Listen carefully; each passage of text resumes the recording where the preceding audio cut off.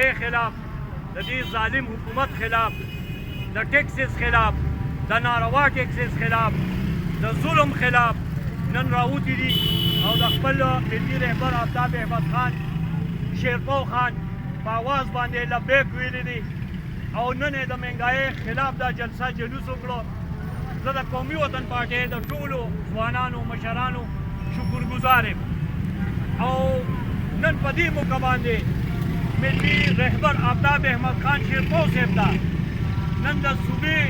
ټول پښتانه ټول مشران ځوانان مبارکي پیش کوو. سکندر حیات شیرپو خان صاحب ته د هغې قیادت ته سلام پیش کوو چې په ټوله صوبه کې نن د دې مهنګایۍ خلاف، د دې ظالمانه ټیکسز خلاف، د دې حکومت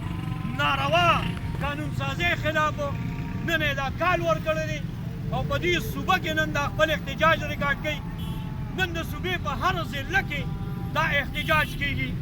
دا زمونږ د دې احتجاج هغه فیز 1 دی او انشاءالله تعالی عنقریب به زمونږ ملي رهبر آفتاب احمد خان شیرپو صاحب او سکندر خان هغه به د ټولو ضلعو دورې شروع کوي انشاءالله تعالی د 1 تاریخ نه زمونږ